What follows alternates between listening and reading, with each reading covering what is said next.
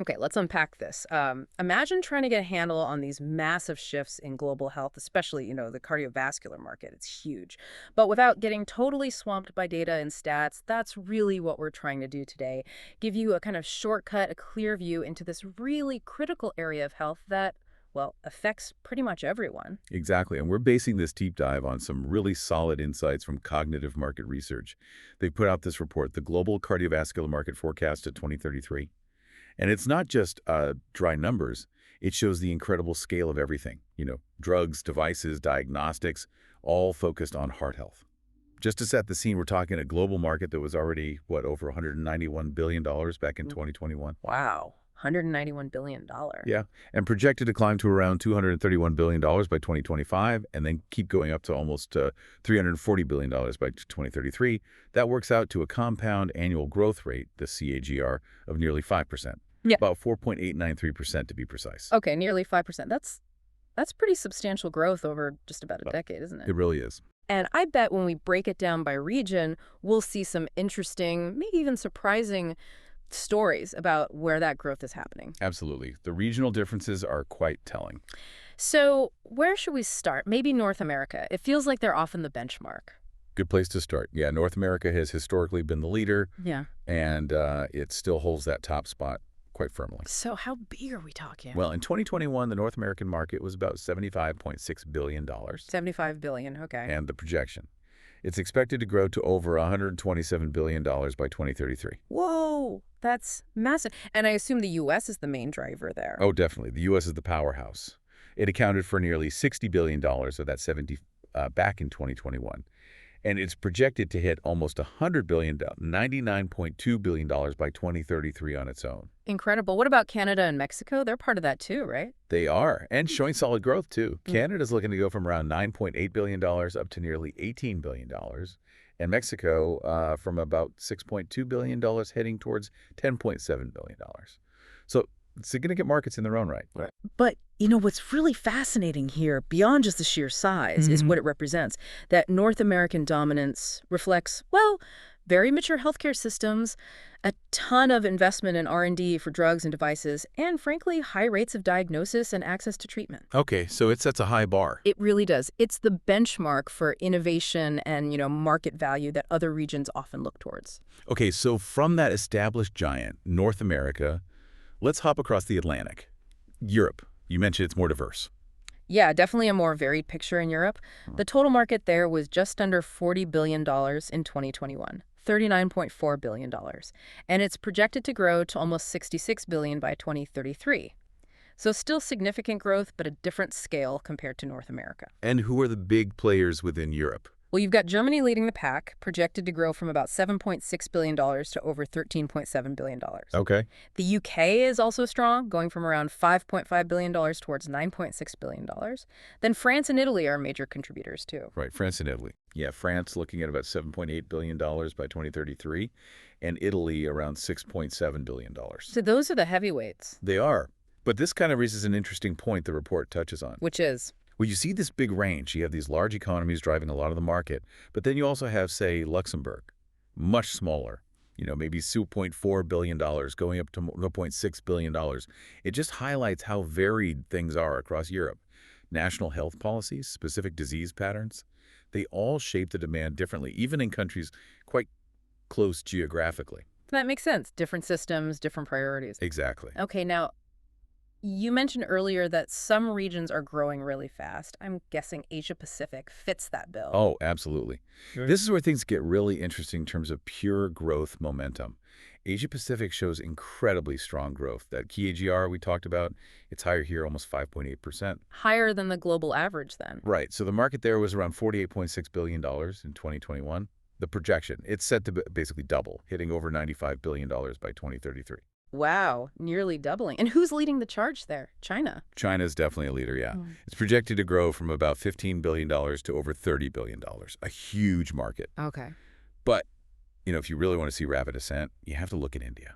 India. Tell me more. India stands out with a really exceptional KGR among the major economies. Yeah. It's nearing 7%, 6.926%. Almost 7%. That's remarkable. It is.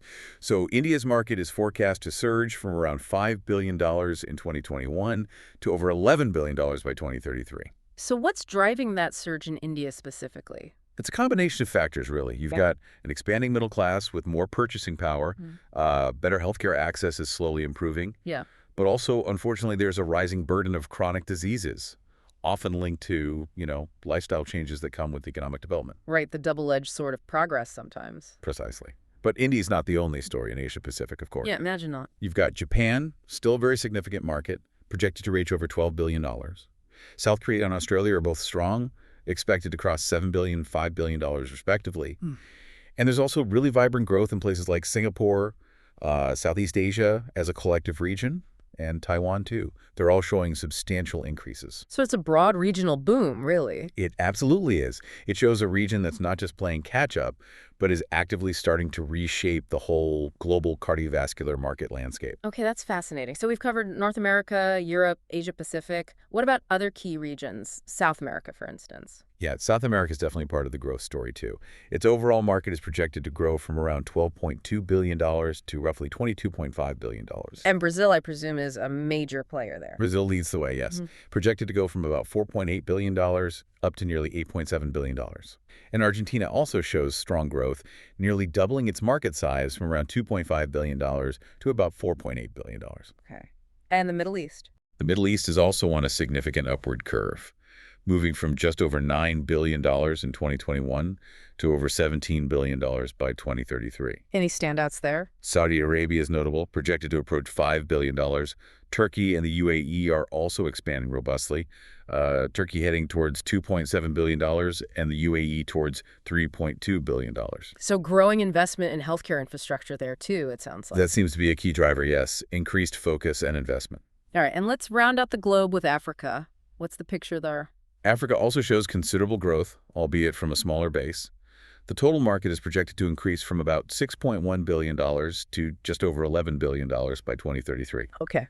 Nigeria shows a solid rise, projected to go from just under $1 billion to nearly $1.8 billion. And South Africa is a key contributor. Its market expected to more than double, from $2.2 billion to almost $4.3 billion. Got it. So growth across the board, really, but at different speeds and scales. Exactly. So if we kind of, pull all these threads together. Yeah, connecting the dots. What we're seeing is this truly global picture. North America still dominates, yes, but you have these emerging powerhouses, especially in Asia Pacific, but also strong growth trajectories in South America, the Middle East, Africa. They're all contributing, and some are closing the gap in terms of growth rate, even if not absolute size just yet. Right. And fundamentally, these numbers, they aren't just abstract figures. They really underscore the massive global impact of cardiovascular disease. The demand for treatments, for diagnostics, for preventative measures, it's growing everywhere. So thinking about our listener, what does all this really mean for them? Why should they care about these billions in growth rates? Well, I think it matters because these aren't just market trends for investors. They have real-world consequences. They signal where healthcare resources might be focused, where R&D funding is likely to flow, which new treatments might emerge. And the scale of the challenge, too, right? Absolutely. Yeah. Understanding this landscape gives you, the listener, a clearer sense of the global health priorities, the challenges we face with cardiovascular disease, but also, importantly, the incredible innovation and effort going into tackling it worldwide. Okay, so let's just quickly recap then. The big picture is significant widespread growth in the global cardiovascular market. We're talking nearly doubling between 2021 and 2033. And our goal here was really to shed light on not just that overall number, but the really important regional differences, who's leading, who's rising fast, and what that might signify. Precisely. And maybe leave you with one final thought to chew on. Okay. As you think about these huge projections, almost $340 billion globally by 2033, it's more than just economics. It really prompts a crucial question, doesn't it? What do these ever-increasing numbers truly imply about the future challenges, but also the opportunities for public health initiatives around the world? And, how might this sheer market force shape the direction of medical research and innovation in the years ahead? That's a powerful question to reflect on, the sheer momentum and what it means for our health future. Well, thank you for walking us through that data. And thank you, our listeners, for joining us on this deep dive. We hope these insights give you something valuable to consider about the world around you.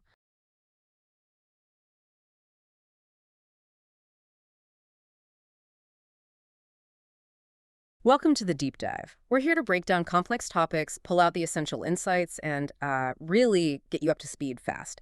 Today, we're taking a deep dive into an absolutely critical and, well, constantly evolving sector, the cardiovascular diseases market. It really is a vital area of global health. And our insights today, they're sourced directly from cognitive market research. We'll be exploring, what's driving its growth, the significant hurdles it faces, and also some of the really exciting trends that are reshaping its future. Okay, let's unpack this for you then. We've got some pretty fascinating factors at play here. So to kick us off, what's truly propelling this market forward? What are the key underlying forces that we really need to understand? Well, the first major driver, and it's a big one, is the increasing global incidence of cardiovascular diseases, CVDs, as they're often called. We're talking about conditions like coronary artery disease, stroke, heart failure, that sort of thing. And this rise in prevalence, it's not random. It's linked to things like aging populations, more sedentary lifestyles, maybe unhealthy diets, rising obesity rates. Uh, Cognitive market research really highlights this. It creates an alarming global health burden, no question. mm, But looking at it from a market angle, it's driving major investments, both in preventive care, the wellness programs, and curative care, mm, like advanced treatments, mm. surgeries, and that's across both developed and developing nations. So basically more demand for diagnostics, treatments, interventions, a lot more demand. Right, it's a stark reality, isn't it? More people needing help leads to more demand for solutions. But, okay, here's where I find it gets really interesting, the tech side. How's innovation playing into this? Exactly. That's the second key driver. Mm. Rapid technological innovation. Particularly in cardiovascular devices and diagnostics, we're seeing some really revolutionary advancements.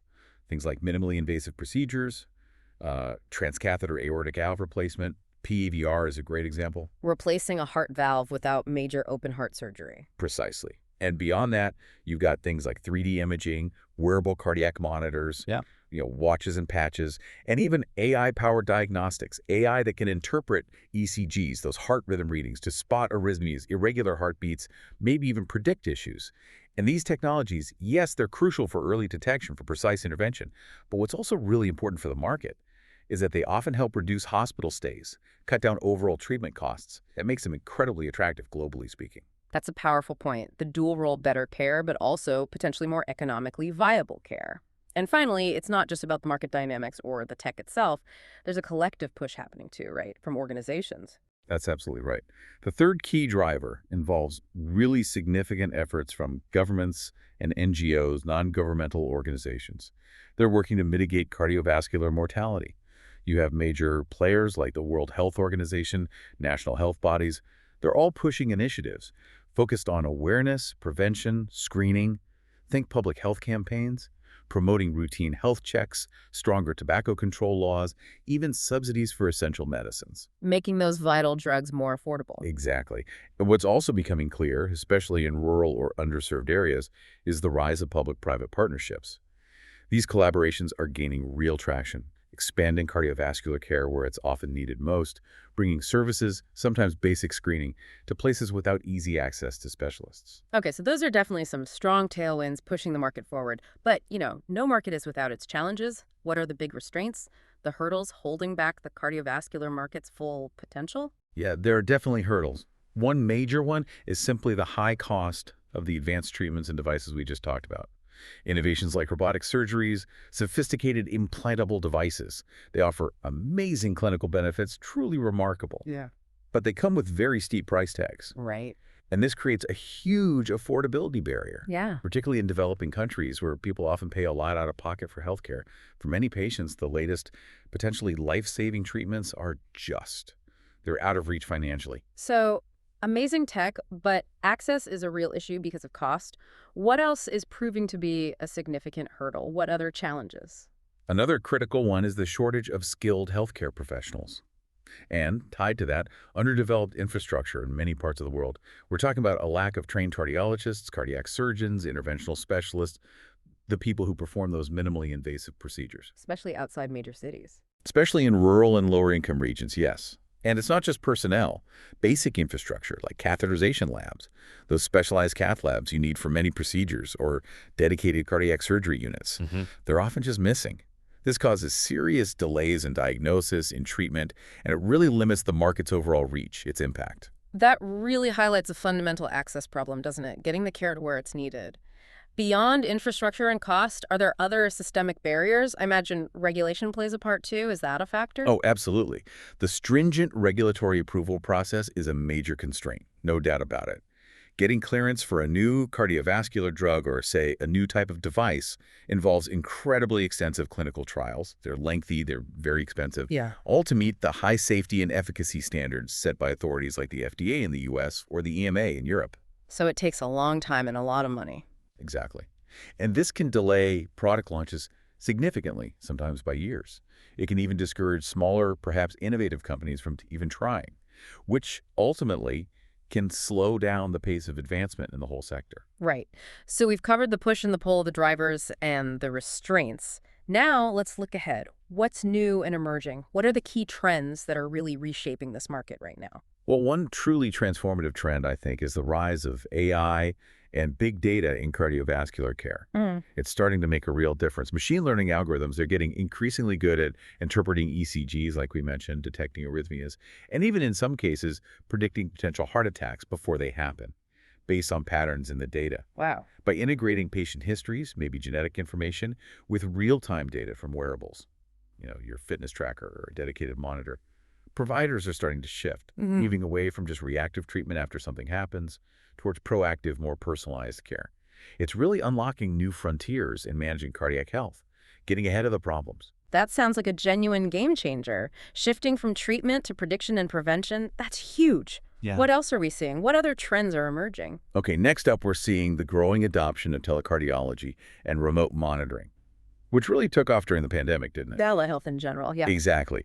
And cardiology has really embraced it. Devices like portable Holter monitors, mobile ECG patches, Yeah. they let doctors track heart activity remotely over days or weeks.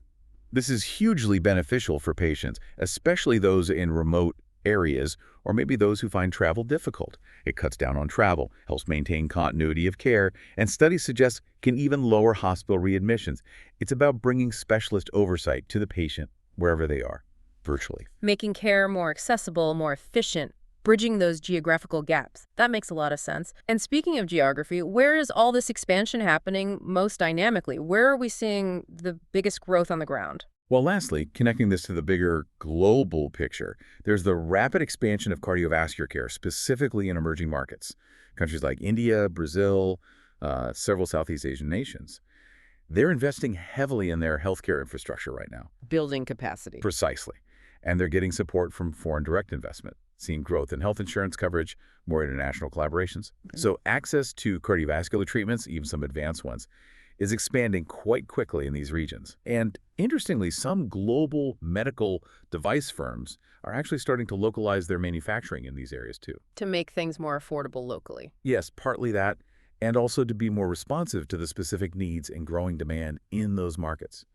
So just to sum up then, you can really see the global cardiovascular diseases market is being pushed forward by, well, rising disease rates, unfortunately, but also by that cutting-edge innovation we discussed and those proactive public health initiatives. Right. But it still faces those significant challenges we Yeah. talked about, the high cost of treatments being a major one, limited access in many regions due to infrastructure and personnel shortages, and of course those stringent regulatory hurdles that can definitely slow down progress. Exactly. But at the same time, you have these really powerful trends, AI, telemedicine, that growth in emerging markets, they're clearly laying the groundwork, Yeah. building towards a future of cardiovascular care that's hopefully more connected, more proactive, and ultimately more accessible for more people. So what does this all really mean for you listening in? When you think about the future of healthcare, it's worth considering this interplay between, groundbreaking technology, global health efforts, and the hard economic realities. Because that combination, it's going to keep defining who gets access to life-saving cardiovascular care and just how quickly those innovations manage to spread across the globe. And that wraps up this deep dive. Remember, all the data and market intelligence we discussed today was brought to you by Cognitive Market Research. We hope you feel a little more well-informed, maybe a bit more curious about this really vital sector.